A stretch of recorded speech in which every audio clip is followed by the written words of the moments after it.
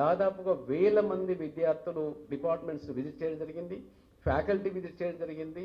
మొత్తం కోలాహలంగా ఉస్మానియా యూనివర్సిటీలో మార్చిలో 24, 25, 26లో మేము చేసినటువంటి ఉస్మానియా టెక్స్ట్ ప్రోగ్రామ్ ద్వారా మొత్తం ప్రపంచానికి ఉస్మానియా యూనివర్సిటీలో జరుగుతున్నటువంటి రీసెర్చ్ పైన ప్లస్ యూనివర్సిటీకి ఉండేటువంటి స్ట్రెంగ్స్ పైన మేము చేయడానికి మాకు అవకాశం కల్పించడం జరిగింది. రెండో రోజు ముఖ్యంగా అలమ్నైని ఇన్వాల్వ్ చేయడానికి ఉద్దేశించి ప్రతి డిపార్ట్మెంట్లో మేము అలమ్నై డేటాబేస్ని క్రియేట్ చేశాము. మేము అలమ్నైని కూడా మేము విజ్ఞప్తి చేస్తున్నటువంటిది ఏంటంటే, చాలామంది అడుగుతున్నారు మేము ఏం చేయాలి, మా కాంట్రిబ్యూషన్ ఏంటంటే, మీరు ఎవరైనా జనరల్గా అలమ్నై అనగానే ఎన్ని డబ్బులు ఇస్తారు, మీరు ఏం చేస్తారని అడుగుతుంటారు. కానీ మేమేమంటున్నామంటే, మాకు డబ్బులు అక్కర్లేదు, మీరు మాకు మెంటరింగ్ చేస్తే చాలు, మీ యొక్క ఎక్స్పీరియన్స్ని మా విద్యార్థులతోటి టీచర్స్తో షేర్ చేసుకుంటే చాలు, మీ యొక్క ఇంటెలెక్చువల్ ఇన్పుట్స్ మాకు ఇస్తే చాలు అని మేము వాళ్ళని అప్పీల్ చేస్తున్నాము. చాలామంది వాలంటీర్గా వచ్చి డిపార్ట్మెంట్స్ మేము వచ్చి క్లాసెస్ తీసుకుంటాము, మేము ఏం చేయాలో చెప్పండి అని చెప్పి రావడం జరుగుతుంది. ఇక్కడే కాదు, అమెరికాలో ఉండేటువంటి north American association of alumni వాళ్ళు కూడా ముందుకు రావడం జరిగింది. వాటిని ఇంజనీరింగ్ కాలేజీలో ఆల్రెడీ మేము అలమ్నై లెక్చర్ సిరీస్ ఆల్మోస్ట్ ఇప్పటికీ 18 లెక్చర్ సిరీస్ను పెట్టడం జరిగింది. దేశంలో ఉండేటువంటి ప్రముఖ స్థానాల్లో ఉండేటువంటి అలమ్నై ఎవరైతే ఉన్నారో, చాలా ఉన్నతమైన స్థానాల్లో ఉన్నటువంటి వాళ్ళను మన పిల్లలతోటి మాట్లాడిస్తే వాళ్ళకు ఒక ఇన్స్పిరేషన్ ఉంటుంది. వాళ్ళ ఫ్యూచర్లో వాళ్ళని చూసి ఈ విధంగా కావడానికి అవకాశం ఉంటుంది. బహుశా భారతదేశంలో ప్రధానమంత్రి స్థాయి నుంచి ఒక కింది స్థాయి వరకు ఉన్నటువంటి ఉద్యోగులను, ఐఏఎస్లను, ఐపీఎస్ను, పొలిటీషియన్స్ను మీకు ఏ రంగంలో తీసుకున్నా కానీ చాలా ఇప్పుడు మనకు ప్రపంచంలో ఉండేటువంటి లీడింగ్ కంపెనీస్ను కూడా ఉస్మానియా యూనివర్సిటీ స్టూడెంట్స్ లీడ్ చేస్తున్నటువంటి సిచ్యువేషన్ మనకు కనబడతా ఉంది. కాబట్టి వాళ్ళందరినీ మళ్ళీ ఉస్మానియా యూనివర్సిటీకి తీసుకురావడానికి ముఖ్యంగా ఈ మధ్యలో తెలంగాణ ప్రభుత్వం తీసుకున్నటువంటి నిర్ణయం ఏదైతే ఉందో, మన ఊరి మనబడి అనేటువంటి దాని నుంచి మా ఇన్స్పిరేషన్గా తీసుకొని మన యూనివర్సిటీ మన ఉస్మానియా అనేటువంటి పేరుతోటి, మా యూనివర్సిటీ మన ఉస్మానియా అనే పేరుతోటి మేము కూడా ముందుకు పోతున్నాము. వాళ్ళను కూడా డెవలప్మెంట్ యాక్టివిటీస్లలో వాళ్ళను షేర్ చేసేటువంటి ప్రయత్నం చేస్తున్నాం. అదేవిధంగా ఇంతకుముందు మీకు చెప్పినట్టు చాలా పెద్ద ఎత్తున అమ్మాయిలు ఉస్మానియా యూనివర్సిటీకి వస్తున్న సందర్భంలో ఉస్మానియా యూనివర్సిటీలో ఇప్పటి వరకు నేను ప్రౌడ్గా చెప్పేటువంటి 104 సంవత్సరాల్లో ఎన్నడూ ఇవ్వాలంత షేర్ను almost more than 50% of women టీచర్స్ను మేము అడ్మినిస్ట్రేటివ్ పొజిషన్స్లో ఇవ్వడం జరిగింది. అంటే ఒక జెండర్ ప్యారిటీని లేకుండా వాళ్ళకు అత్యధికమైనటువంటి ప్రాధాన్యతను అన్ని కీలకమైనటువంటి పదవులలో విమెన్ టీచర్స్ను అపాయింట్ చేయడం జరిగింది. అదేవిధంగా మేము ప్రభుత్వానికి వాష్రూమ్స్ కావాలని ఈ విమెన్ సెక్టర్ నుంచి రిప్రజెంట్ చేసినప్పుడు రాష్ట్ర ప్రభుత్వం ప్రతి యూనివర్సిటీకి ఒక్కొక్క 1 crore శాంక్షన్ చేశారు. ఆ 1 crore ఏ యూనివర్సిటీ కూడా క్లెయిమ్ చేయలేదు. మా వాళ్ళు మళ్ళీ ప్రపోజల్ పెట్టేటప్పుడు నేను అడిగితే వాళ్ళు ఏమనంటే, మనకు 1 crore శాంక్షన్ చేసినంటే 1 crore కాదు, మనం 2 కోట్లు అడుగుదామంటే మేము 2 కోట్లు అడిగాము, 2 కోట్లు శాంక్షన్ చేశారు, ఇప్పుడు రావడం జరిగింది. మొత్తం కొత్తగా విమెన్కు వాష్రూమ్స్ కాంప్లెక్స్ కడుతున్నాము. అదేవిధంగా ఉన్నటువంటి వాష్రూమ్స్ కూడా మళ్ళీ కొంత రిఫర్బిష్ చేసేటువంటి ప్రయత్నం చేస్తూ ఉన్నాం. ఆల్రెడీ టెండర్స్ అన్ని ఇవ్వడం జరిగింది. వీటిని వాటి ద్వారా అన్ని కాలేజీలలో నేను ముందుకు తీసుకుపోతున్నాం. అదేవిధంగా ఒక న్యూ సెంటర్ను వచ్చే వారం లోపు ఈ సెంటర్ను మేము రేపు ఈసీలో పెట్టబోతున్నాము. షీ సెంటర్ అనేది బహుశా భారతదేశంలో అంటే మన తెలంగాణ ప్రభుత్వం షీ సేఫ్టీ గురించి చేసినటువంటిది ఉంది. కానీ యూనివర్సిటీలో ఒక షీ సెంటర్ ఎస్హెచ్ఈ అంటే S stand for safety, H stand for healthy, E for empowerment. ఈ యొక్క 3 లక్ష్యాలతోటి ఒక కొత్త సెంటర్ను అంటే మొత్తం స్టూడెంట్స్ టీచర్స్ను ఒక రిక్రియేషన్కి సంబంధించినటువంటి ఒక సెంటర్ను ఏర్పాటు చేసేటువంటి ప్రయత్నం చేస్తున్నాము. దానికి సంబంధించినటువంటి ఒక బ్లూ ప్రింట్ డిపిఆర్ తయారు చేయడం జరిగింది. అది మేము ఈసీలో పెట్టి త్వరలో ఆ సెంటర్ని ఏర్పాటు చేసే ప్రయత్నం చేస్తున్నాము. షీ సేఫ్టీకి సంబంధించినటువంటి ఒక యాప్ను తయారు చేసాం. ఆ యాప్ను కూడా రిలీజ్ చేయడం జరిగింది. దానికి professor Naveen Kumar and the Himabindu కలిసి ఆ యాప్ను తయారు చేశారు. ఆ యాప్ యొక్క ఉద్దేశం ముఖ్యంగా వాళ్ళకి సేఫ్టీకి సంబంధించినటువంటి యొక్క అన్ని ఫీచర్స్ను అందులో పొందుపరచడం జరిగింది. ఆ యాప్ ద్వారా క్యాంపస్లో ఉండేటువంటి స్టూడెంట్స్ యొక్క సెక్యూరిటీని ముఖ్యంగా అందులో తీసుకునేటువంటి ప్రయత్నం దాని ద్వారా చేస్తున్నాము.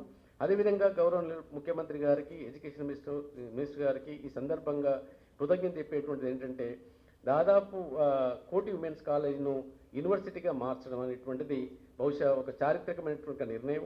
తెలంగాణ వచ్చిన తర్వాత తెలంగాణ మహిళా యూనివర్సిటీ ఏర్పాటు చేయడానికి మా వంతు కృషి మేరకు సంబంధించినటువంటి సమాచారాన్ని అంతా కూడా ప్రభుత్వానికి అందించడం జరిగింది. ప్రభుత్వం ఇటీవలే ఆమోదించి జీవోను కూడా చేయడం జరిగింది. ప్రత్యేకమైనటువంటి యూనివర్సిటీ మహిళల గురించి ఎంత ప్రాధాన్యత ఇటు యూనివర్సిటీ వైపు అటు రాష్ట్ర ప్రభుత్వం కూడా ఎక్కువ చొరవ తీసుకొని ముందుకు తీసుకుపోతున్నటువంటి సంగతి మీ అందరికీ తెలిసినటువంటి విషయం. అదేవిధంగా టీచర్కి సంబంధించి దాదాపుగా 2018 నుంచి 21 వరకు చాలామంది టీచర్స్ ఎలాంటి ప్రమోషన్ లేకుండా రిటైర్ కావడం జరిగింది. కానీ మేము వచ్చిన తర్వాత మేము వచ్చిన 1 వీకే క్యారియర్ అడ్వాన్స్మెంట్ స్కీమ్ను కండక్ట్ చేసి దాదాపు 150 మంది టీచర్స్కు అసోసియేట్ ప్రొఫెసర్స్గా ప్రమోషన్ ఇవ్వడం జరిగింది. ఇటీవలే భారతదేశంలో కొన్ని యూనివర్సిటీ చేశాయి, బహుశా ఒక డజన్ వేల మీద లెక్క పెట్టి ఉంటే యూనివర్సిటీస్లో సీనియర్ ప్రొఫెసర్ కేటగిరీని ఇంటర్వ్యూ చేసినటువంటిది. ఉస్మానియా యూనివర్సిటీలో మొన్ననే ఒక 2 days కింద సీనియర్ ప్రొఫెసర్స్ ఇంటర్వ్యూ కూడా మేము కండక్ట్ చేయడం జరిగింది. సీనియర్ ప్రొఫెసర్స్ యొక్క సేవలను కూడా అందుబాటులోకి తీసుకోవడానికి కూడా ఉపయోగపడుతుంది. ఫ్యూచర్లో న్యాక్కి సంబంధించినటువంటి వాటి కూడా చాలా ఉపయోగపడుతుందనే ఉద్దేశంతో ఈ సీనియర్ ప్రొఫెసర్స్ కూడా చేయడం జరిగింది. ఒకవేళ ఉద్యోగులు చనిపోతే వాళ్ళ ప్లేస్లో కంపాషనేట్ అపాయింట్మెంట్ జరగాల్సి ఉండే, అది కూడా దాదాపు 4 సంవత్సరాల నుంచి జరగలేదు. వాటిని కూడా దాదాపుగా ఒక 70 to 80 మెంబర్స్ కంపాషనేట్ అపాయింట్మెంట్స్ కింద మేము అపాయింట్ చేయడం జరిగింది. ఇంకొక ముఖ్యమైనటువంటిది మాకు క్వాలిటీని ఎక్కువ ఇంపార్టెన్స్ ఇవ్వడానికి ఉద్దేశించి ఇది కూడా నేను బహుశా మొదటిసారి అంటే నేను భారతదేశంలో ఉన్నటువంటి చాలా యూనివర్సిటీస్కు వెళ్ళడం జరిగింది. ఈ ఎక్స్పెరిమెంట్ ఎక్కడ చేసిందో లేదో తెలియదు, కానీ పార్ట్ టైం లెక్చరర్స్ సంబంధించి వాళ్ళను రిటర్న్ టెస్ట్ పెట్టి 50 మార్క్స్ రిటర్న్ టెస్ట్ పెట్టాము. 50 మార్క్స్ వాళ్ళ అకాడమిక్ వాటి క్వాలిఫికేషన్స్ తీసుకొని కేవలం 10 మార్క్స్ మాత్రమే ఇంటర్వ్యూకి ఇచ్చాము. అంటే ఎలాంటి బయాస్ లేకుండా రిటర్న్ టెస్ట్లో వచ్చినటువంటి మార్కుల ఆధారంగా వాళ్ళ అకాడమిక్ క్రెడెన్షియల్స్ను బేస్ చేసుకొని మేము పార్ట్ టైం లెక్చరర్స్ని దాదాపుగా 120 మందిని రిక్రూట్ చేశాము. అంటే క్వాలిటీలో కనుక మాకు చాలా చాలా తేడా కనబడుతుంది. ఎందుకంటే ఇంతకుముందు ఏ యూనివర్సిటీలో ఇలాంటి సాహసోపేతమైన చర్యలు తీసుకోలేదు. మేము తీసుకొని క్వాలిటీకి అత్యున్నతమైనటువంటిది, అదేవిధంగా ట్రాన్స్పరెంట్గా ఉండాలి. ఒకసారి టీచర్ క్లాస్ రూమ్ పోతే విద్యార్థుల యొక్క క్వశ్చన్స్కి ఆన్సర్ చేయగలిగేటువంటి కెపాసిటీ ఉన్నటువంటి వాళ్ళని మేము తీసుకోవడం జరిగింది. అదేవిధంగా ఈ యొక్క అలమ్నీ నెట్వర్క్ కూడా చాలా పెద్ద ఎత్తున దాన్ని ముందు తీసుకుపోతున్నాను. ప్రత్యేకమైనటువంటి సెల్ను కూడా ఏర్పాటు చేయడం జరిగింది. పేపర్లెస్ అడ్మినిస్ట్రేషన్ తీసుకురావడానికి చాలా కృషి చేయడం జరుగుతుంది. ఆల్రెడీ మేము 2 మేజర్ ఇనిషియేటివ్స్ తీసుకున్నాం. ఒకటి ఆఫీస్ ఆల్రెడీ మేము ఇనిషియేట్ చేయడం జరిగింది. అడ్మినిస్ట్రేటివ్ బిల్డింగ్లో ఈరోజు మొత్తం అడ్మినిస్ట్రేషన్ అంతా కూడా కంప్యూటర్ బేస్డ్ ఆఫీస్ను ఇనిషియేట్ చేశాము.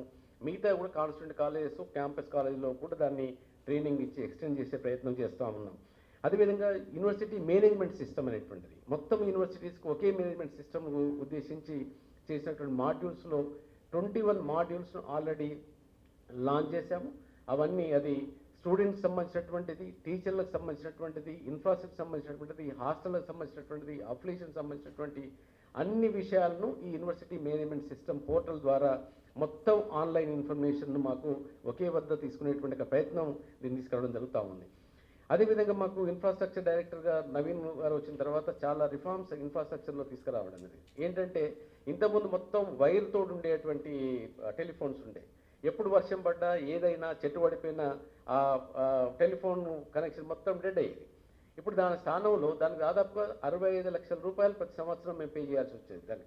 దాని బదులు GSM బేస్డ్ టెలిఫోన్ సిస్టమ్ తీసుకురావడం జరిగింది. కేవలం 12 lakhs లోపే ఈ యొక్క వైర్లెస్ ఫోన్స్ అన్ని డిపార్ట్మెంట్లో మొత్తం యూనివర్సిటీలో ఈ యొక్క సిస్టమ్ తీసుకొచ్చాము. దీని ద్వారా దాదాపుగా 65 లక్షలు అడ్మినిస్ట్రేషన్కు అంటే ముఖ్యంగా ఫైనాన్షియల్ సేవింగ్ చేయడం జరుగుతూ ఉంది. అదేవిధంగా స్క్రాప్ సిస్టమ్ తీసుకొచ్చాము. Digitalisation of old records already start చేశాము, అది కొనసాగుతూ ఉంది. ముఖ్యంగా ఇది ఎస్టేట్ సెల్లో, లీగల్ సెల్లో, అడ్మినిస్ట్రేషన్లో అన్ని రికార్డ్స్ మేము డిజిటలైజ్ చేస్తున్నాము. ఒక వీడియో కాన్ఫరెన్స్ ఫెసిలిటీని కూడా ఏర్పాటు చేయడం జరిగింది.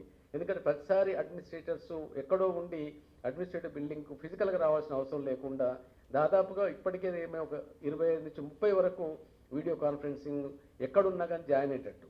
అదే కాకుండా పాండమిక్ను దృష్టిలో పెట్టుకొని మేము సిఎస్ ఇంటర్వ్యూస్ చేసినప్పుడు కూడా దేశంలో ఉన్నటువంటి ఐఐటీలో, సెంట్రల్ యూనివర్సిటీలో ఉన్నటువంటి ప్రొఫెసర్స్ను ఎక్స్పర్ట్స్గా పెడితే వాళ్ళు అక్కడి నుంచి జాయిన్ కావడం జరిగింది. వాళ్ళను మేము ఇంటర్వ్యూ చేయడానికి ఈ వీడియో కాన్ఫరెన్స్ ఫెసిలిటీని బాగా యూజ్ చేసుకోవడం కూడా జరిగింది. అదేవిధంగా మీకు ఇంతకుముందే క్లియర్గా చెప్పినటువంటిది 21 పాయింట్ ఎజెండాలో దాదాపుగా 21 పాయింట్స్లో ప్రతి ఆస్పెక్ట్ను మేము టచ్ చేశాం. అంటే ఒక రకంగా కొంత చాలా అంటే ఇవి చేశారు అది చేస్తున్నాం అని చెప్పడం జరిగిందని కొంత రకంగా మాట్లాడుతున్నారు. కానీ నేను అప్పీల్ చేసింది, మీడియాకు అప్పీల్ చేసేటువంటిది ఏంటంటే, మేము చేస్తున్నటువంటి దానిపైన మీకు ఎలాంటి సందేహం ఉన్నా మమ్మల్ని అడగండి, మేము క్లారిఫికేషన్ ఇస్తాం. కానీ ఊహాత్మకమైనటువంటి కథనాలు, వాస్తవాలకు విరుద్ధంగా చేసేటువంటి కథనాలు కొన్ని వస్తున్నాయి. మేము మిమ్మల్ని రిక్వెస్ట్ చేస్తున్నాం, ఎందుకంటే అవి అట్లాంటివి కాకుండా కొంచెం పాజిటివ్గా ఉండేది. మేము ఇంత అందరం కలిసి కష్టపడితేనే ఈ యొక్క 104 ఇయర్స్ 105 ఇయర్స్ ఓల్డ్ యూనివర్సిటీ యొక్క ఇంట్రెస్ట్ను ప్రొటెక్ట్ చేయడానికి ప్రయత్నం చేస్తున్నాం. Yes, you have every right, you can criticise, we rectify our any wrong things, but అంటే without taking into the inputs from the administration which is writing, I think that's not I think కొంత మీరు ఆలోచించాల్సిన అవసరం ఉందని ఈ సందర్భంగా మేము గుర్తు చేస్తున్నాను. అదేవిధంగా స్టూడెంట్ అమ్యూనిటీకి సంబంధించినటువంటివి, ఇన్ఫ్రాస్ట్రక్చర్ సంబంధించినటువంటిది, క్యాంపస్ బ్యూటిఫికేషన్కు ఇటీవలే బొటానికల్ సర్వే ఆఫ్ ఇండియా వాళ్ళు 100 crores తోటి మా దగ్గర బొటానికల్ వాటిని డెవలప్ చేయడానికి వాళ్ళు ముందుకు రావడం జరిగింది. అదేవిధంగా ల్యాండ్స్కేప్ గార్డెన్ కూడా బ్యూటిఫికేషన్ చేయడానికి కూడా మేము ప్రయత్నం చేస్తున్నాం. ఇంకా కొన్ని చాలా ప్రాజెక్ట్స్ పైప్ లైన్లో ఉన్నాయి. అవి గ్రౌండ్ అయిన తర్వాత మీకు ముందుకు వచ్చి మళ్ళీ వివరిస్తాం. కాకపోతే ఏంటంటే వీటిని ముందే చెప్పడం సరి కాదు. మాకు ఆ నమ్మకం ఉంది, అది డెఫినెట్గా అది ముందుకు వస్తుంది అనేటువంటి నమ్మకం ఉంది. అదేవిధంగా ఉస్మాన్ యూనివర్సిటీ ఏర్పడిన తర్వాత 75 years అప్పుడు ఒక పైలాన్ నిర్మించింది జరిగింది. సెంటెనరీ సెలబ్రేషన్స్ అయిపోయినాయి, కానీ సెంటెనరీ సెలబ్రేషన్స్లో ఒక గుర్తుగా యూనివర్సిటీలో ఒక పైలాన్ ఉండాల్సినటువంటి అవసరం ఉందని మేము దాన్ని డిజైన్ చేయించాము. ఆ పైలాన్ను త్వరలో దాన్ని మేము కన్స్ట్రక్ట్ చేసేటువంటి ప్లాన్ కూడా మేము టేకప్ చేస్తున్నాం. అదేవిధంగా విద్యార్థులను ముఖ్యంగా మోటివేట్ చేయడానికి, వాళ్ళని ఇన్వాల్వ్ చేయడానికి సంబంధించినటువంటిది ఒక ఫెస్టివల్ ఆఫ్ ఐడియాస్ అనేటువంటి పేరుతోటి నూతనమైనటువంటి ఆవిష్కరణలకు, నూతనమైనటువంటి ఆలోచనలకు వేదికను చేసి ఫెస్టివల్ ఆఫ్ ఐడియాస్ ద్వారా ఇన్నోవేటివ్ కల్చర్ను డెవలప్ చేయడానికి, అదేవిధంగా ఒకవైపు ఉస్మానియా ఇంక్యుబేషన్ సెంటర్ను, టీబీఐ ఇంక్యుబేషన్ సెంటర్లో వాళ్ళకి స్పేస్ ప్రొవైడ్ చేసి మీ కొత్త ఆలోచనలు, ఆలోచనలు మా వద్దకు తీసుకొస్తే వాటిని ఇండస్ట్రీ తోటి లింక్ చేయడానికి ఆల్రెడీ 6 స్టార్టప్ కంపెనీస్ మేము అందులో ఎస్టాబ్లిష్ చేయడం జరిగింది. అదేవిధంగా ఇంకా కొత్త ఆలోచనలు కనుక వచ్చినట్లయితే వాటిని వేదిక చేసి ముందుకు తీసుకుపోవడానికి మేము ప్రయత్నం చేస్తూ ఉన్నాం. దాన్ని ఫెస్టివల్ ఆఫ్ ఐడియాస్ అనేటువంటి పేరుతోటి పిల్లలను చేస్తున్నాం. అదేవిధంగా మనకు దాదాపుగా రాష్ట్రంలో 1987 తర్వాత విశ్వవిద్యాలయాల్లో, కాలేజీలలో ఎలక్షన్స్ బ్యాన్ చేయడం జరిగింది. కాబట్టి ఒక విద్యార్థులకు అడ్మినిస్ట్రేషన్ మధ్యన ఒక లింక్ అనేటువంటిది లేకుండా పోవడం జరిగింది. అందు గురించి నేను ఆర్ట్స్ కాలేజీలో ప్రిన్సిపల్గా ఉన్నప్పుడు స్టూడెంట్ కోఆర్డినేటర్ సిస్టమ్ని పెట్టాం. అంటే ప్రతి క్లాస్ నుంచి 2 స్టూడెంట్స్ను రిప్రజెంటేటివ్గా తీసుకొని వాళ్ళ ద్వారా ఇంటరాక్ట్ కావడానికి మేము ప్రయత్నం చేయడం జరిగింది. చాలా విషయాలు వాళ్ళు ఏమనుకుంటున్నారో మాకు తెలియడం జరిగింది. వాటిని రెక్టిఫై చేయడానికి కూడా మాకు అవకాశం ఏర్పడ్డది. ఆ స్టూడెంట్ కోఆర్డినేటర్ సిస్టమ్ను ఇప్పుడు యూనివర్సిటీ లెవెల్లో యూనివర్సిటీ స్టూడెంట్స్ కౌన్సిల్ని ఏర్పాటు చేస్తున్నాం.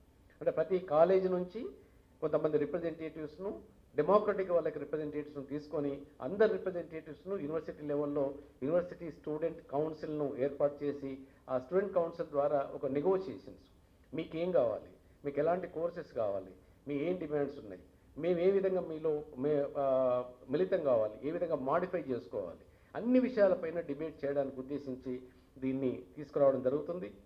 అదేవిధంగా మనం వీటితో పాటు అంటే ఒక చాలా వరకు సంబంధించినటువంటి ఇంకా కొన్ని ప్రాసెస్లో ఉండేటువంటివి, ఇంకొన్ని ముందుకు తీసుకుపోయేటువంటివి కూడా మేము తీసుకురావడం జరుగుతుంది. అందులో ప్రధానంగా మల్టీ డిసిప్లినరీ సిస్టంలో క్లస్టర్ సిస్టమ్ను Telangana state council of higher education ద్వారా ప్లస్ స్టేట్ కౌన్సిల్ ఆఫ్ మన కమిషనర్ హైయర్ ఎడ్యుకేషన్ కలిపి మేము 9 అటానమస్ కాలేజెస్ను ఒక దగ్గర తీసుకొచ్చి వాళ్ళ ద్వారా ఎంఓయూ చేయించి ఈ 9 కాలేజీలలో క్లస్టర్ సిస్టమ్ను స్ట్రెంథెన్ చేయడానికి, అంటే ఒక కాలేజీలో చదివేటువంటి విద్యార్థి ఇంకో కాలేజీలో పోయి అక్కడ ఉండేటువంటి సిలబస్ను, అక్కడ ఉండేటువంటి పేపరు ఈ కాలేజీలో లేకపోతే ఆ కాలేజీకి వెళ్ళడానికి, టీచర్స్ని ఎక్స్చేంజ్ చేయడానికి ప్లస్ స్టూడెంట్స్ని ఎక్స్చేంజ్ చేయడానికి అవకాశం ఉంటుందనే ఉద్దేశంతో వీటిని ప్రయత్నం చేస్తున్నాం. అదేవిధంగా కొన్ని కాలేజీలలో కొన్ని సెంటర్స్ను స్ట్రెంథెన్ చేయడానికి ఒక స్కూల్స్ ఆఫ్ ఎక్సలెన్స్ను ఏర్పాటు చేస్తున్నాం. ఉదాహరణకు నిజాం కాలేజీలో ఆర్ట్స్ అండ్ సోషల్ సైన్సెస్ చాలా స్ట్రెంగ్త్ ఉన్నటువంటిది కాబట్టి అక్కడ స్కూల్స్ ఆఫ్ ఎక్సలెన్స్ను అక్కడ పెట్టాలని ప్రయత్నం చేస్తున్నాం. అదేవిధంగా సైఫాబాద్ సైన్స్ కాలేజీలో సెంటర్ ఫర్ ఎక్సలెన్స్ ఆఫ్ సైన్స్ను, సికింద్రాబాద్ కాలేజీలో కామర్స్ అండ్ మేనేజ్మెంట్ పైన సెంటర్స్ ఆఫ్ ఎక్సలెన్స్ను ఏర్పాటు చేసి మనకు ఒక పీపీపీ మోడల్లో కావచ్చు, లేదా ఒక యూనివర్సిటీ నుంచి ఒక కన్సల్టెన్సీ పాలసీని కూడా మేము తీసుకొస్తున్నాము. అదేవిధంగా చాలామంది పిహెచ్డి విద్యార్థులకు సంబంధించి మీకు ఇప్పటికీ మేము చాలా విషయాలు చెప్పడం జరిగింది. పిహెచ్డి దాదాపు 2017లో 18లో అయినటువంటి అడ్మిషన్స్ తర్వాత మళ్ళీ అడ్మిషన్స్ కాలే. అంటే మాకు రిక్వైర్మెంట్ కంటే చాలా ఎక్కువ మందిని తీసుకోవడం జరిగింది కాబట్టి యూజీసీ నామ్స్ ప్రకారము 8, 6, 4 ఉండాలి. 8 ప్రొఫెసర్కు, 6 అసోసియేట్ ప్రొఫెసర్, 4 వీళ్ళకు ఉండాల్సినటువంటి అవసరం ఉంది. కాబట్టి వీటిని రేషనలైజ్ చేయడానికి వన్ టైం ఛాన్స్ ఇచ్చి ఎప్పుడు మీరు రిజిస్టర్ చేసుకున్నా మీ అడ్మిషన్ మొత్తం 2022 ఏప్రిల్ 13 లోపు సబ్మిట్ చేయనటువంటి వాళ్ళ అడ్మిషన్స్ అన్ని క్యాన్సిల్ చేశాం. దాదాపుగా 1200 పైన పిహెచ్డి థీసిస్లు సబ్మిట్ చేయడం జరిగింది. ఇప్పుడు కేవలం ఆన్గోయింగ్లో ఉండేటువంటి విద్యార్థులకు 2023 జూన్ వరకు అవకాశం ఇస్తున్నాము. అవి అయిపోయిన తర్వాత ఆ అడ్మిషన్స్ కూడా క్యాన్సిల్ చేసి మొత్తం పిహెచ్డి అడ్మిషన్స్ స్ట్రీమ్లైన్ చేసే ప్లాన్ చేస్తున్నాము. వాటిని ఎంట్రన్స్ ద్వారా ఆల్రెడీ కాకతీయ యూనివర్సిటీ ఇవ్వడం జరిగింది. మేము కూడా ఎంట్రన్స్ ద్వారా ఈ యొక్క పిహెచ్డి అడ్మిషన్స్ మెరిట్ బేస్లో నింపేటువంటి ప్రయత్నం చేస్తున్నాము. దానికి సంబంధించి కొన్ని రీసెర్చ్ సెంటర్స్ను ఏర్పాటు చేయమని చాలా కాలేజెస్ నుంచి రిక్వెస్ట్ రావడం జరుగుతుంది. అంటే మొదటి దశలో కేవలం అటానమస్ కాలేజీలో ఉండేటువంటి government autonomous colleges plus private autonomous కాలేజీలో ఉండేటువంటి పొటెన్షియల్ ఉన్నటువంటి రీసెర్చ్ సూపర్వైజర్ చేయగలిగేటువంటి టీచర్స్ను ఐడెంటిఫై చేయడానికి మేము ఒక నోటిఫికేషన్ ఇష్యూ చేస్తున్నాము. ఫస్ట్ మీరు రీసెర్చ్ సెంటర్గా మీ కాలేజీను రికగ్నైజ్ చేసుకోమని మేము పెడుతున్నాము. ఆ రీసెర్చ్ సెంటర్గా ఒకసారి వాళ్ళని రికగ్నైజ్ చేసినట్లయితే డీన్ వాళ్ళు ఒక ఇన్స్పెక్షన్ చేసి ఆ రీసెర్చ్ సెంటర్ను ఎగ్జామిన్ చేసి అక్కడ ఎంతమంది టీచర్స్ సూపర్వైజ్ చేయడానికి అవకాశం ఉందో ఐడెంటిఫై చేసి ఆ లిస్ట్ మొత్తాన్ని ప్రిపేర్ చేసి కన్సాలిడేట్ చేసి 2 రకాలు మేము ఈ యొక్క పిహెచ్డి అడ్మిషన్ ఎంట్రన్స్ టెస్ట్ పెట్టి మెరిట్లో వచ్చినటువంటి వాళ్ళు ఫస్ట్ కేటగిరీలో యూనివర్సిటీలో అడ్మిషన్ ఇస్తాం, సెకండ్ కేటగిరీలో ఈ యొక్క రీసెర్చ్ సెంటర్స్లో ఇవ్వడానికి ప్రయత్నం చేస్తున్నాం. లేదా స్టూడెంట్ యొక్క ఛాయిస్ కూడా అది యూనివర్సిటీలో జాయిన్ కావచ్చు, లేదా ఈ రీసెర్చ్ సెంటర్లో జాయిన్ కావడానికి సంబంధించినటువంటిది మేము స్టాండింగ్ కమిటీలో ఆ నిర్ణయం కూడా తీసుకోవడం జరిగింది. దాన్ని ముందుకు తీసుకుపోవడానికి కూడా ప్రయత్నం చేస్తా ఉన్నాం. అదేవిధంగా ఓయూ వెబ్సైట్ కూడా మీకు దాదాపు 28 లాంగ్వేజ్లలో తీసుకొచ్చేటువంటి వాటిని చేయడం జరిగింది. ఆ 28 లాంగ్వేజ్లు మాకు ఇప్పుడు అందుబాటులో ఉంది ఓయూ వెబ్సైట్ కూడా. అదేవిధంగా ఖేలో ఇండియా కింద 13 కోట్లు రావడం జరిగింది. సింథటిక్ ట్రాక్ సంబంధించినటువంటిది ప్లస్ సింథటిక్ ట్రాక్ను ప్లస్ స్విమ్మింగ్ పూల్ వీటిని కూడా మేము అందులో ఈ యొక్క ఖేలో ఇండియా ప్రాజెక్టులో 13 కోట్లతోటి ఆల్రెడీ శంకుస్థాపన జరిగింది.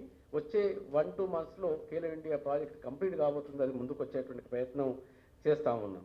అదేవిధంగా దీన్ని మేము మొన్న వైస్ ఛాన్సలర్స్ కాన్ఫరెన్స్లో దాదాపు 6 నెలల నుంచి మేము అంటే ఉస్మానియా యూనివర్సిటీ అందులో లీడ్ రోల్ తీసుకొని డీన్స్ తోటి, హెడ్స్ తోటి, బీఓఎస్ చైర్మన్స్ తోటి అందరితోటి కమిటీలు వేసి వాళ్ళ యొక్క ఒపీనియన్ తీసుకొని any graduate can pursue any post graduation. I think it's a revolutionary step. అంటే కేవలం సెంట్రల్ యూనివర్సిటీలో కొన్నిట్లలో సెంట్రల్ యూనివర్సిటీలో ఈ యొక్క అవకాశం ఉంది, కానీ స్టేట్ యూనివర్సిటీలో ఇంతవరకు తీసుకున్నటువంటి యూనివర్సిటీ లేదు. అంటే డిగ్రీలో నువ్వు ఏ సబ్జెక్ట్ తోటి చేసినా ఇంతకుముందు ఏముందంటే ఒకవేళ పొలిటికల్ సైన్స్ చేయాలంటే బీఏలో పొలిటికల్ సైన్స్ చేయాల్సి అవసరం ఉండే 40% వచ్చిన వాళ్ళే ఎలిజిబుల్ ఉండే. తెలుగు చేయాలన్నా, ఇంగ్లీష్ చేయాలన్నా, పబ్లిక్ అడ్మినిస్ట్రేషన్ చేయాలన్నా, ఎకనామిక్స్ చేయాలన్నా ఇలాంటి కండిషన్ ఉంటాయి. ఆ కండిషన్ను ఆ గోడలను మేము చెరిపివేసి ఎవరు ఇంట్రెస్ట్ ఉంటే వాళ్ళు ఇంట్రెస్ట్ ఉన్నటువంటి వాళ్ళు ఆర్ట్స్, సోషల్ సైన్సెస్ పర్టికులర్గా ఆర్ట్స్లో తెలుగు, ఇంగ్లీష్లో కూడా ఈ యొక్క నిబంధన తొలగించాం. దీనివల్ల క్లాస్ కాంపోజిషన్ మారుతుంది. అంటే అన్ని రకాలైనటువంటి విద్యార్థులకు వచ్చేటువంటి అవకాశం ఉంటుంది. కేవలం ఒకే మూస పద్ధతిలో వచ్చినటువంటి విద్యార్థులు కాకుండా సైన్స్ విద్యార్థులు, కామర్స్ విద్యార్థులు, ఇంజనీరింగ్ విద్యార్థులు, సోషల్ సైన్స్ విద్యార్థులు ఒకే క్లాస్ రూమ్లో వచ్చినప్పుడు ఒక మల్టీ డిసిప్లినరీ అప్రోచ్ కానీ, ఒక ఇంటర్ డిసిప్లినరీ అప్రోచ్ కానీ, ఒక న్యూ ఇన్నోవేటివ్ ఐడియాస్ క్లాస్ రూమ్లోనే మనం జనరేట్ చేయడానికి ఈ యొక్క పద్ధతి ఉపయోగపడుతుంది. చాలామంది సివిల్ సర్వీసెస్లోకి వచ్చేటువంటి స్టూడెంట్స్ ఇంజనీరింగ్ బ్యాక్గ్రౌండ్ నుంచి వస్తున్నారు. వాళ్ళు ఎక్కువ మంది ఇప్పుడు రేపు పబ్లిక్ అడ్మినిస్ట్రేషన్ కావచ్చు, పొలిటికల్ సైన్స్ కావచ్చు, ఎకనామిక్స్ కావచ్చు, సోషాలజీ కావచ్చు, జర్నలిజం కావచ్చు, సైకాలజీ కావచ్చు, ఈ సబ్జెక్ట్స్ను చూజ్ చేసుకోవడానికి మేము యొక్క అవకాశం ఇస్తున్నాం. చాలా ఫ్లెక్సిబుల్గా విద్యార్థులు ముందుకు పోవడానికి ఇది అవకాశం ఉంటుంది. ఇది ఐ థింక్ ఒక మేజర్ రిఫార్మ్ను స్టూడెంట్ సెంట్రిక్గా స్టూడెంట్స్కు బెనిఫిట్ అయ్యేటువంటి విధంగా దీన్ని తీసుకొచ్చేటువంటి ప్రయత్నం చేస్తా ఉన్నాం. అదేవిధంగా చాలా ఇనిషియేటివ్స్ తీసుకోవడం జరిగింది. అదేవిధంగా విద్యార్థులను కూడా మేము ఏమని చెప్తున్నాం అంటే, మీరు విద్యార్థులుగా రండి, మేము సివిల్ సర్వెంట్స్గా పంపుతామని చెప్తున్నాం. అదేవిధంగా మా ఉస్మానియా యూనివర్సిటీ నుంచి ప్రౌడ్గా చెప్పేటువంటిది ఏంటంటే, ఉస్మానియా యూనివర్సిటీ కేవలం లీడర్లనే ప్రొడ్యూస్ చేస్తుంది, ఫాలోవర్స్ను ప్రొడ్యూస్ చేయదు. చాలా వరకు మన ప్రపంచంలో కానీ భారతదేశంలో ఉన్నటువంటి చాలా ఇన్స్టిట్యూట్స్ను లీడ్ చేస్తున్నటువంటి స్టూడెంట్స్ ఉస్మానియా స్టూడెంట్స్ ఉన్నారు. కాబట్టి ఆ ట్రెడిషన్ను, ఆ కల్చర్ను ముందుకు తీసుకుపోవడానికి ఈ యొక్క లీడర్స్నే తీర్చిదిద్దేటువంటి ప్రయత్నాన్ని చేస్తూ ఉన్నాం.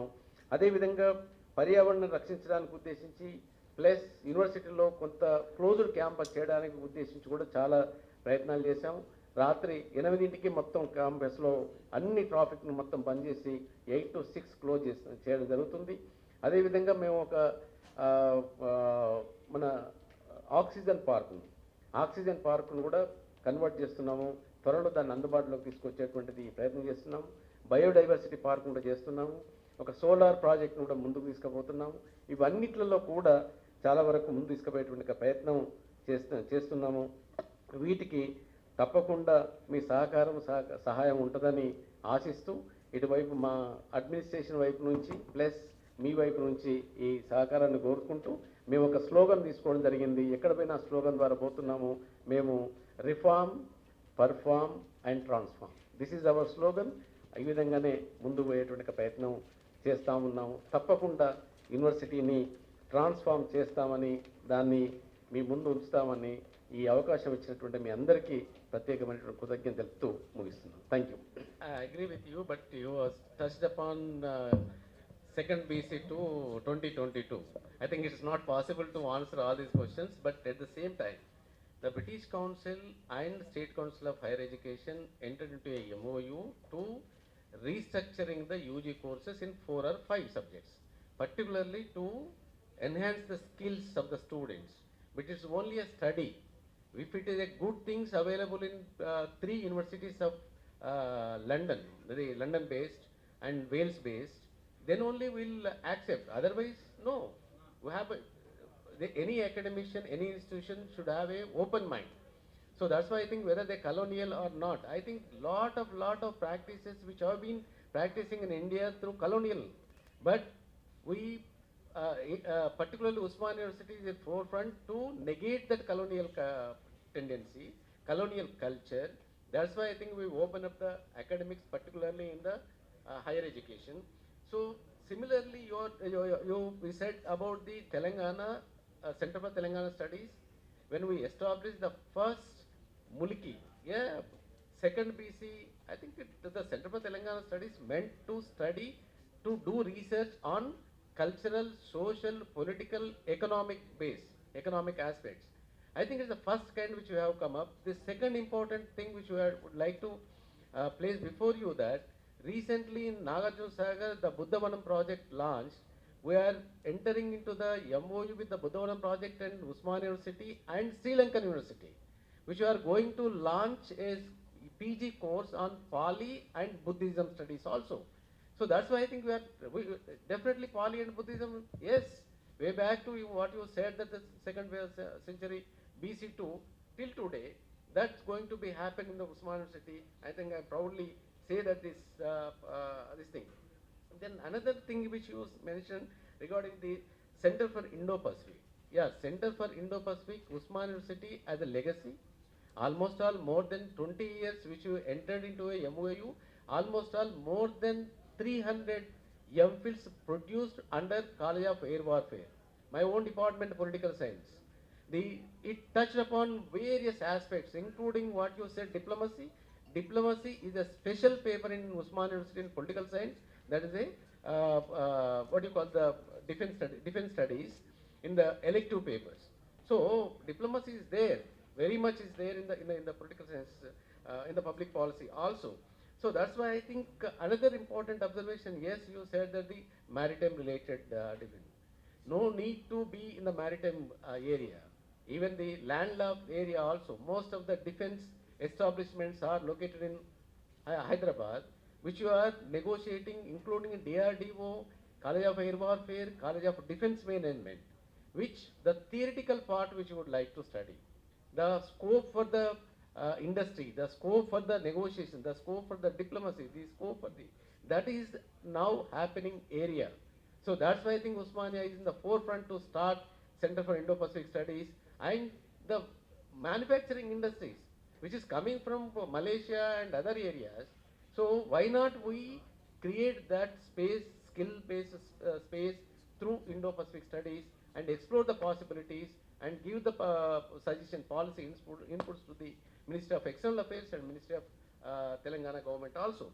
So that's why I think I am confident which we are running this greatest institution with highly committed, social, responsible institution. So that's why I think it's a passing reference, which I am not intentionally to blame any media. So similarly, another which you mentioned, the cluster. Recently, we got the opportunity to interact with the national reputed research labs that initiated by the Ministry of Education.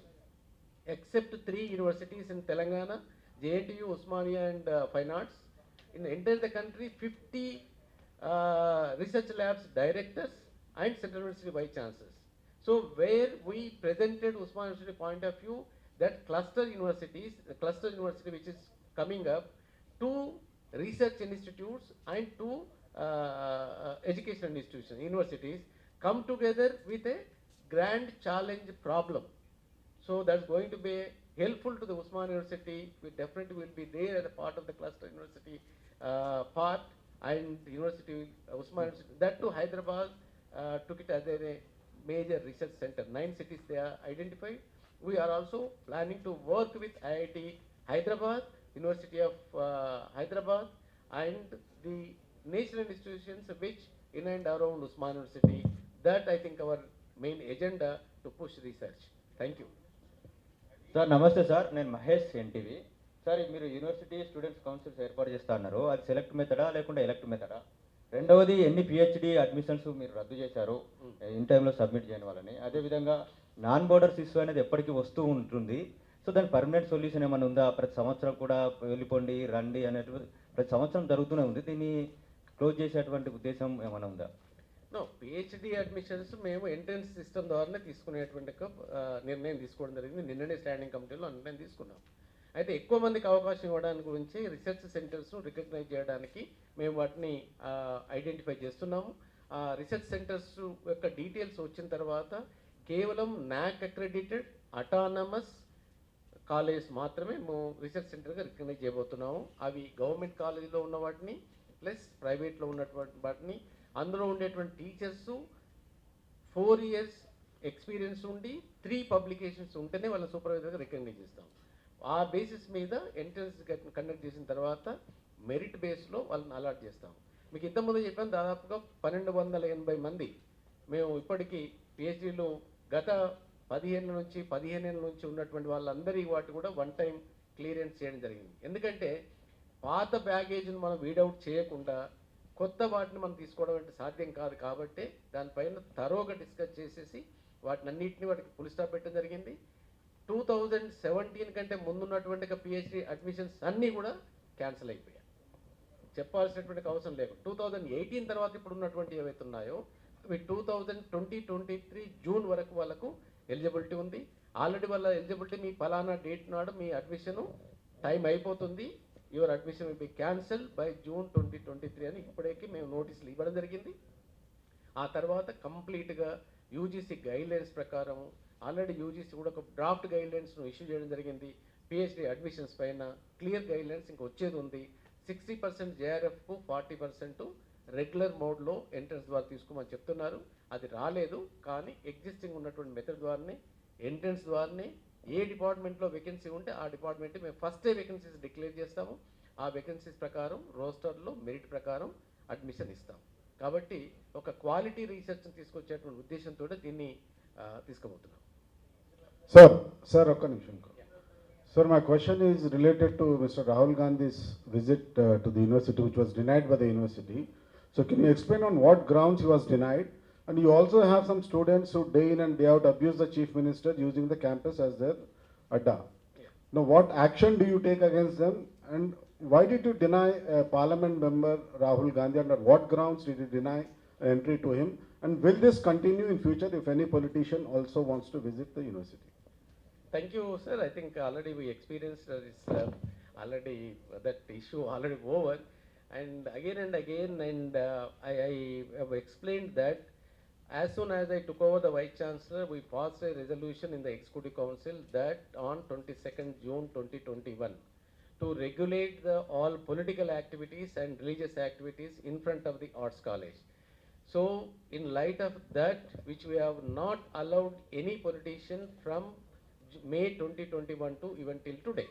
So, that is one thing. Another important thing is that the MLA who approached for the permission, in fact, any department or any intellectual discourse, we welcome. There is no doubt about it.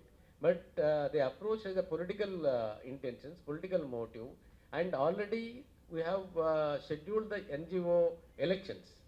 The same day on 7th May, that elections also took place, and the PG examinations also scheduled.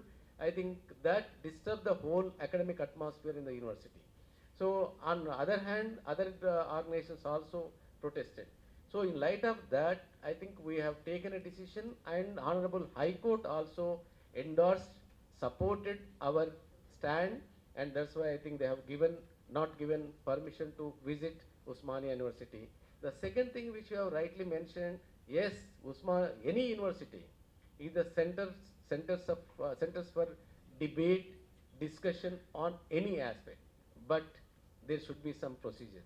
That's why I think we are coming up with a Center for Student Discourses. Today, which we are going to inaugurate that, will allow any bona fide student can come and debate, discuss in that center.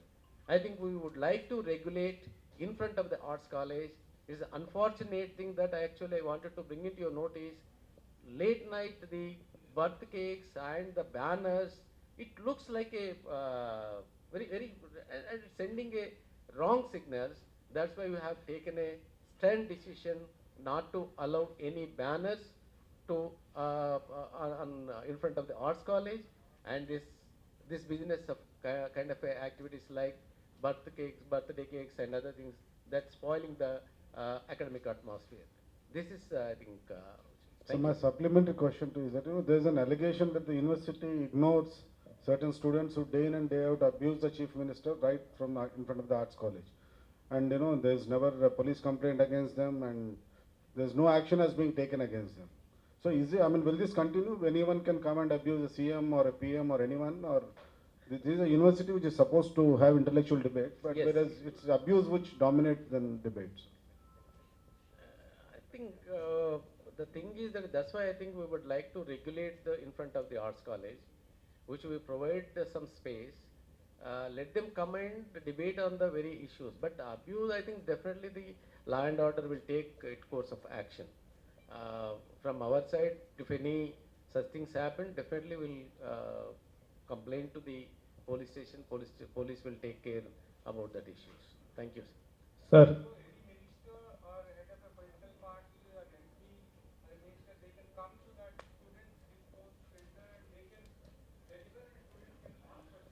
Yes, sir. University has certain norms, certain procedure. No, yeah, we will, sir, we will also allow. For example, in the Department of Political Science, our head of the department can invite any person on any issue. That we will allow. We never say any debate should not take place in the university. University is meant for debates. University is meant for democratic debates and discussions. Yes, we are for, but there should be some procedure. If people coming to create nonsense or create some kind of a political thing, I think we'll not allow.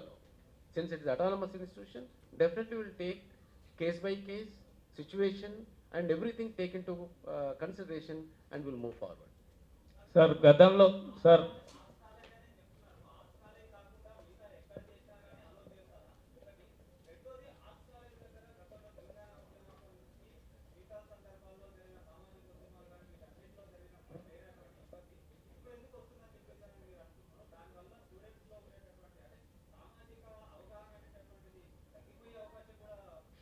మిత్రమా నేను కూడా మీరు చెప్పిన ఉద్యమాల నుంచి వచ్చినటువంటి వాడిని, తెలంగాణ ఉద్యమం పైన రాసినటువంటి వాడిని, సామాజిక ఉద్యమాలలో మాట్లాడినటువంటి, కానీ వాటిని కేవలం ఆర్ట్స్ కాలేజ్ ముందు 2 నిమిషాలు మీడియా గురించి మాట్లాడితే ఉద్యమం కాదు. మేమేమంటున్నామంటే 2 గంటల తర్వాత మీకు ఎన్ని హాల్స్ కావాలో చెప్పండి, మేము ప్రొవైడ్ చేస్తాము. You invite any intellectual person to debate and discuss on these issues. Moment is different. Moment దశ అయిపోయింది. ఇప్పుడు జరుగుతున్నటువంటిది reconstruction of Telangana. Reconstruction of తెలంగాణలో ఎడ్యుకేషన్ పైన కావచ్చు, కల్చర్ పైన కావచ్చు, హిస్టరీ పైన కావచ్చు, ఎకానమీ పైన కావచ్చు, వీటిపైన డిబేట్ చేయండి. ప్రపంచవ్యాప్తంగా వచ్చినటువంటి ఒక మార్పుల పైన డిబేట్ చేయండి. Yes, we are ready to participate in the debates also. మా టీచర్స్ కూడా చాలామంది పార్టిసిపేట్ చేస్తున్నారు. మేము ఉద్యమాలకు వ్యతిరేకంగానో లేకపోతే డిబేట్స్ వ్యతిరేకంగా కాదు. దానికి మేము చాలా సందర్భాలు ఏం జరిగింది, ఆర్ట్స్ కాలేజ్ ప్రిన్సిపల్గా ఉన్నప్పుడు అక్కడ క్లాసులు అవుతుండేది, కింద ఆర్ట్స్ కాలేజ్ ముందు పెద్ద పెద్ద మైకులు పెట్టి మీటింగ్లు పెట్టేది. అంటే students, majority students came to learn certain things.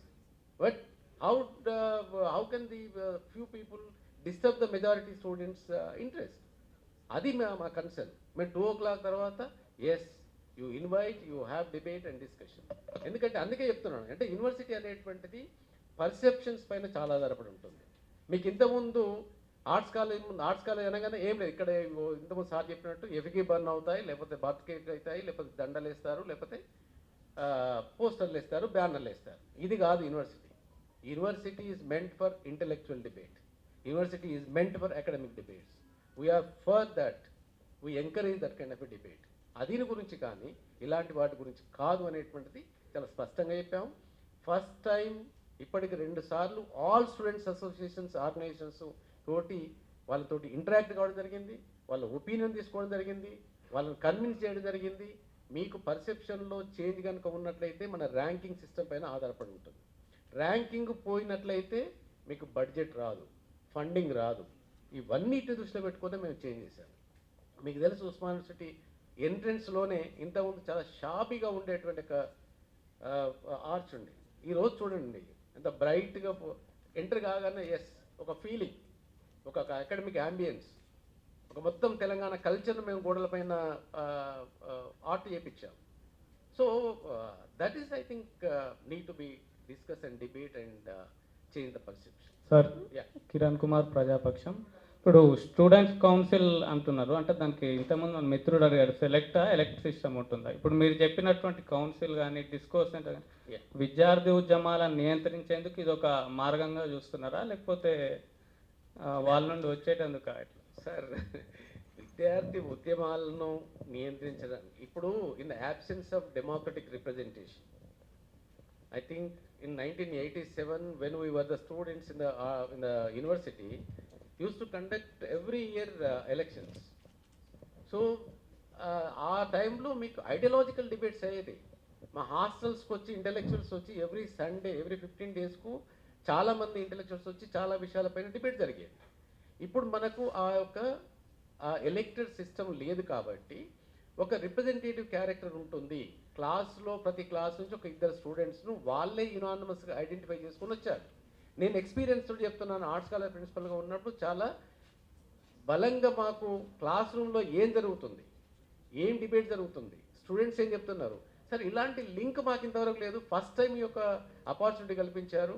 మేము తీసుకోబోయేటువంటి ఏమన్నా లెక్చర్స్ కావచ్చు, ఇంకోటి కావచ్చు, ఆ వాట్సాప్ గ్రూప్లో పెడితే ఇమ్మీడియట్గా మొత్తం 800 స్టూడెంట్స్కి రీచ్ అయిపోయేది. అంటే మనం దేన్ని నియంత్రించడానికి ఉండదు, దాన్ని స్ట్రెంథెన్ చేయడానికి మేము ప్రయత్నం చేస్తుంది తప్ప ఇది నియంత్రించడానికి కాదు. ఎలక్షన్స్ అనేటువంటి లేవు. మొన్ననే వినోద్ కుమార్ గారు మొన్న ఒక మా ఫౌండేషన్ రోజు మాట్లాడుతూ తన పర్సనల్ ఒపీనియన్ కూడా అన్నారు. యూనివర్సిటీస్ అనేటువంటి దాంట్లో ఎలక్షన్స్ అనేటువంటి ఉండాలని కూడా తను చెప్పడం జరిగింది. That's policy decision. ప్రభుత్వం కనుక నిర్ణయం తీసుకుంటే తప్పకుండా ఎలక్షన్ ఉంటుంది. ఎలక్షన్ యాబ్సెన్స్ ఉంది కాబట్టి మేము ఈ యొక్క స్టూడెంట్ కౌన్సిల్స్ని ఏర్పాటు చేసి ద్వారా వాటిని స్ట్రెంథెన్ చేయడానికి ప్రయత్నం చేస్తాం. సార్, ఒకటి చిన్న క్వశ్చన్ సార్. ఓయూలో రిక్రూట్మెంట్ అంశం ఏ దశలో ఉంది సార్?